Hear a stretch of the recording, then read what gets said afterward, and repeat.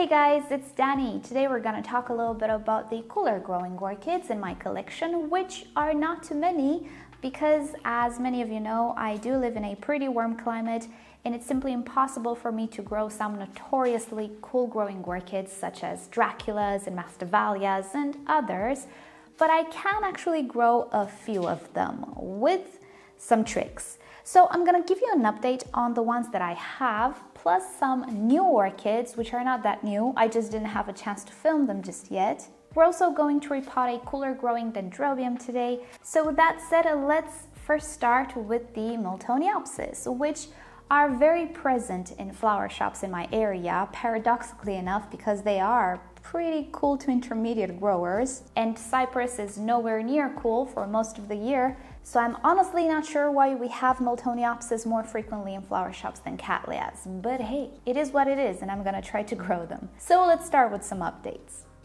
Alright, so when it comes to the Miltoniopsis, I seem to have quite a few. Now that I rearranged a little bit the greenhouse, I saw exactly how many I have. I'm surprised, I have so many. But as you can tell, some are actually doing better than others. I managed to get through last year's summer with them, which is great, but I not only had to deal with high temperatures, but also with thrips, which love Miltoniopsis, sadly. They don't have such thick leaves, such thick cuticles, so it's really easy for the thrips, and not only spider mites as well, to make a good meal out of them very, very fast. The situation is mainly under control, but I do have some leaves which are older, which don't look very good. I'm gonna show you the two worst Miltoniopsis in a little bit. There are others though, which I got to in time. I treated them with my spider mite solution, which I will link you to down below, that look much better since they don't have so much damage, and some are even blooming, as you can see, which is absolutely unexpected. However, the way I grow them differs a little bit.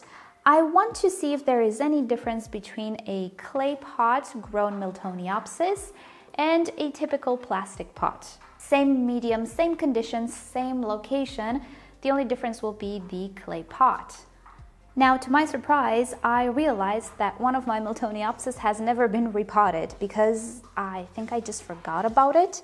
But it is looking okay, and I think this will be one that I will put in a clay pot just to have a few of them to compare to, but I think most of my Miltoniopsis are still in plastic pots. And I have to say, I'm not super upset with their evolution. I'm not incredibly overjoyed either. I can see that they can do better, but at this point, I don't know if it has to do with the period of establishing into new pots, with the thrips or whatever.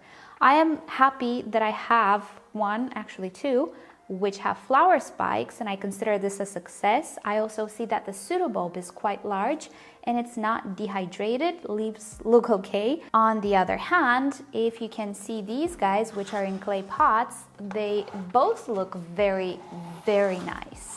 So I think it's doable to grow these guys both in plastic pots and in clay pots. However, in the summertime, I can see them struggle a little bit. And I'm thinking that I could make their life a little bit better with the clay pots, which stay rather cool during summertime due to evaporative cooling.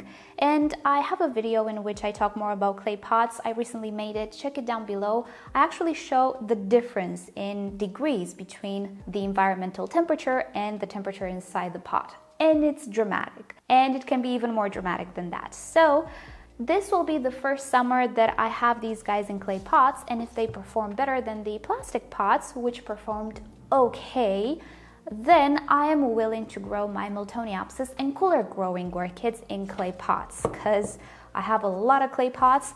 I literally just put them downstairs and I told my neighbors, take, and nobody took because nobody actually likes clay pots in this climate since they dry out so fast. So I have a whole bunch of them. I don't want to throw them away, obviously, and I want to find a use for them. Not all, because I'm sure that will stress me, but at least for experimental sake and for cooler growing orchids, I'm all up for that. So this is where we sit with the good Miltoniopsis, let's put it like that. They are actually doing okay, and it's the second year while they're doing okay. They absolutely did not adapt to inorganic, semi-hydro, things of the sorts in this climate. It's just not the type of climate that can enhance that style of growing, so I just resorted back to bark and sphagnum moss, and so far so good. And these are the two Miltoniopsis that are not doing all that great. One of them, I think I will lose. The other is doing okay, it just has a lot of damage. So let's start with the one that I think I will lose. And I'm really sad about this one. This is the Miltoniopsis phalaenopsis hybrid. It looks absolutely spectacular. I've never seen a Miltoniopsis like this one on the market. Sadly though, ever since I purchased it, it didn't really do all that great. It did good for a while, and then slowly but surely it started to decline so much. One by one, each pseudobulb just melted off, just rotted away, and I don't know why. This is the only division that I could save recently, and this one is starting to go away as well. It had a new growth here, it's gone. It had a new growth here. This one is just not looking good. I don't know why. I might have an underlying problem with this one that I cannot see. As long as I have green, I'm obviously still going to keep it. Who knows? I did try to treat it recently with some hydrogen peroxide. I made sure that it has no pests and things of the sorts, but I don't think it's gonna make it, which is a shame because something like this I've never seen on the market. So I'm still holding on to it. But sadly, I think this one just has a problem that I cannot cope with because I don't know what it is, or I managed to stress it so much that it's simply not recoverable anymore. And the second one that doesn't look so great actually is doing pretty good. I do have a nice root system. The orchid itself is okay. It's starting to produce flower spikes. I saw 3.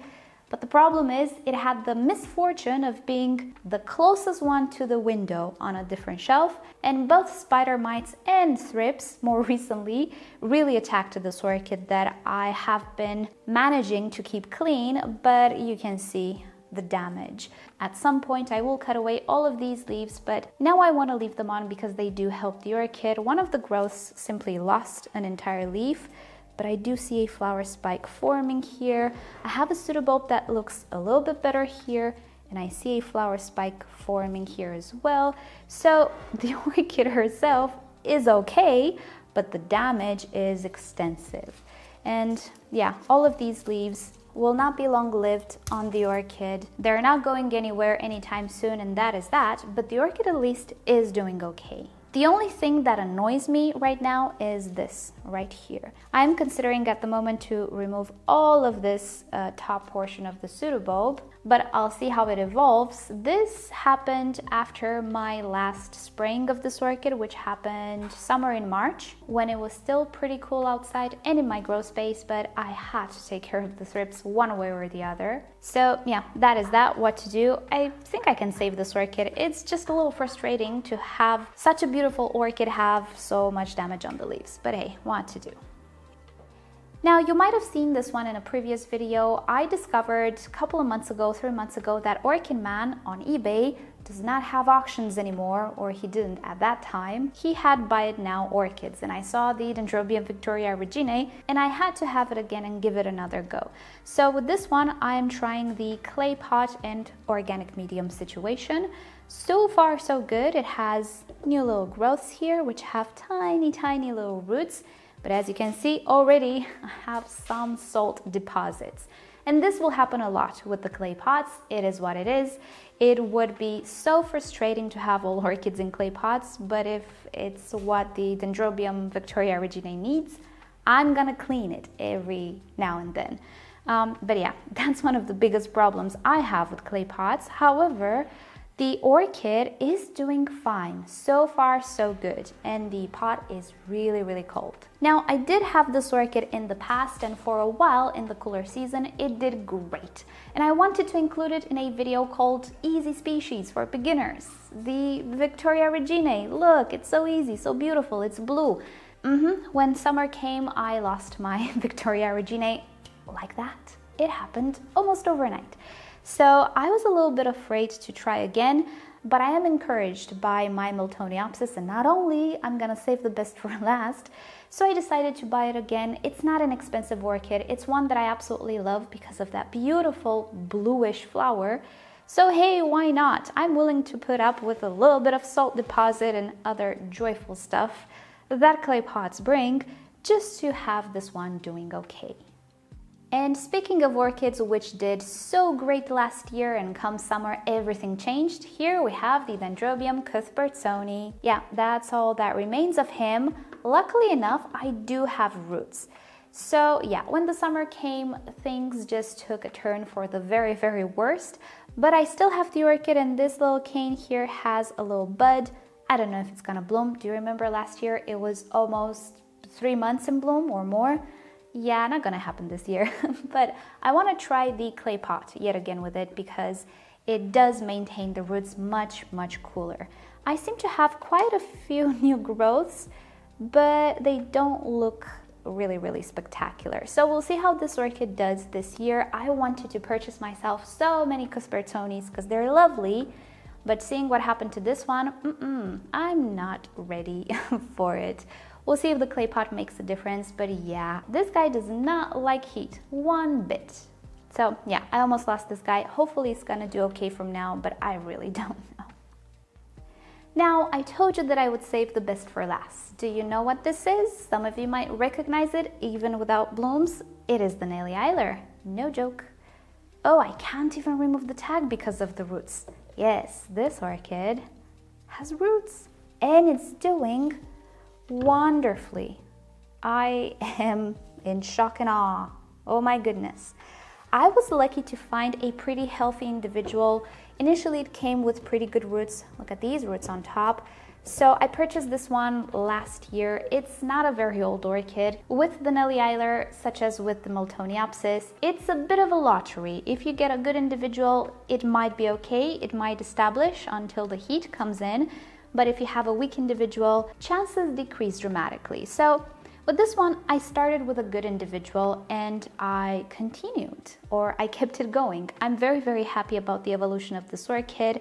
This growth looks very promising. The older pseudobulb did not dramatically shrivel, and I do have roots, which is the most important thing. But as you can see, it is in a plastic pot because I repotted it quite a while ago, quite a few months ago.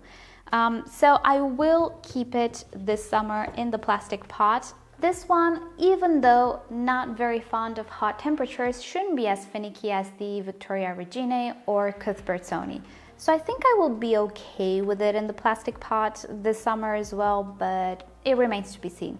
So far so good. I am finally happy to have a good Nelli Eyler, but this is the type of orchid which always keeps you on your toes, because one day she might be great and the next, oh no, what happened? Where did you go? What is this pile of dried leaves? Yeah, that's how it goes. But it is my favorite orchid. I cannot help liking what I like.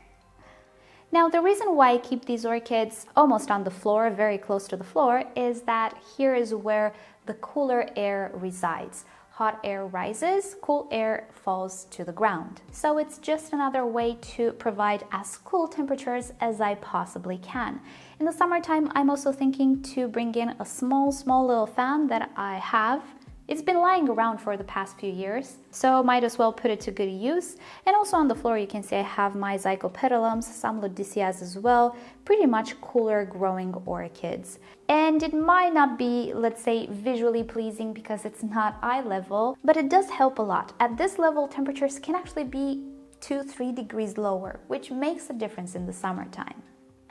And as I was saying at the beginning, I am going to repot an orchid in a clay pot just to exemplify that as well. And the orchid I was thinking of is the Dendrobium loddigesii, which is a cool to intermediate grower. It has been doing pretty okay. This is the second year I have it and it blooms, but I only have 2 blooms. This orchid should grow much better than this, should bloom much better than this, and I'm thinking temperature has something to do with it. And since the flowers are almost gone and I do see new growth on it, is a good time to repot it. So let's go to the repotting table. Okay, so I already unpotted the orchid and cleaned up the root system. This orchid actually has a pretty weird and messy pattern of growth. It is more of a rambler or even a climber. It produces a lot of keikis that produce roots, and people either mount it and let it climb the mount or let it hang down and just grow however it is that it wants. It's not the most handsome orchid when it's not in bloom, and to top it all off, it's also deciduous. So it is what it is. But if you have a very bushy specimen, which can grow pretty fast, it will look beautiful when it's in bloom. So I have here quite a few keikis or divisions, as you can see, that I will pot together. And the way that I arrange my medium in a clay pot does not matter all that much. It's not like with my plastic pots where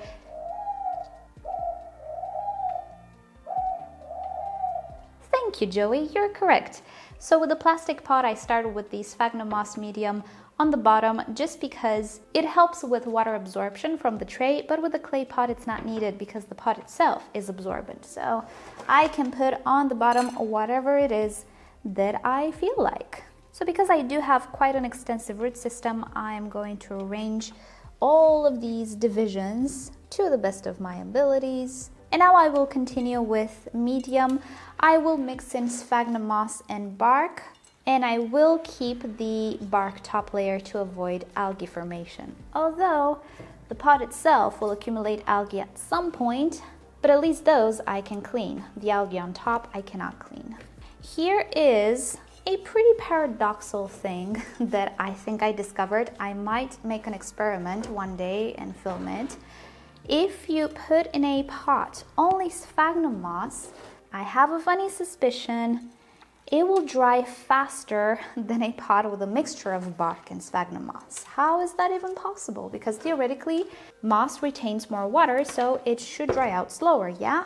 Well, my theory is that the bark chips actually limits communication of these sphagnum moss strands. So, because you know sphagnum moss is very wicking. Well, if all of it touches each other, then evaporation is maximum because whatever layer evaporates from the top, it is constantly pulled back from within the medium. If we add a little bit of bark in between, we are actually closing some doors, if you will. I don't know if you understood what I'm trying to say. I don't know if I expressed myself correctly, but yeah. If you look at my pot, you can see a lot of bark, but also a little bit of sphagnum moss. I always wanted the sphagnum moss to be connected to each other because this is how it communicates, quotation mark. It's how it transfers water and moisture. But if all of it communicates, I think it will accelerate dryness within the pot. I don't know, it's just a theory which I'm willing to test. So for now, I am cutting those lines of communications, let's say here and there.